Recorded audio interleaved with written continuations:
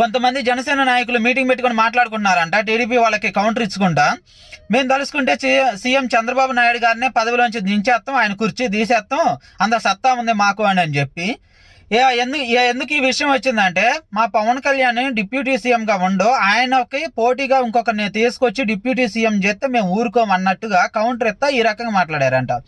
అరే మీ నాయకుడే నాకు సత్తా లేదు, నాకు దమ్ము లేదు, నా పార్టీ నడిపించడం చేత కాదు అని చెప్పి స్కానర్లు పెట్టుకొని రూపాయి అడుక్కుంటా సీఎం చంద్రబాబు నాయుడు గారు అయితేనే బాగుండేది, ఆయన అయితేనే సమర్థవంతంగా పనిచేస్తాడు, ఆయన అయితేనే మంచి నాయకుడు అని చెప్పి మీ నాయకుడే, మీ పవన్ కళ్యాణ్, మీ డిప్యూటీ సీఎం బహిరంగంగా సభలలో చెప్పుకుంటా ఆయన పల్లకిని మోస్తా ఉన్నప్పుడు మీరెందుకు ఓవర్గా రెచ్చిపోతారు? మీ సత్తా ఏందనేది 2 సార్లు ఓడిపోయినప్పుడు, లేకపోతే పార్టీని ఏ రకంగా నడపలేక పార్టీని స్కానర్లు పెట్టి అడుక్కున్నప్పుడు మీకు అర్థం కావట్లేదా మీ సత్తా?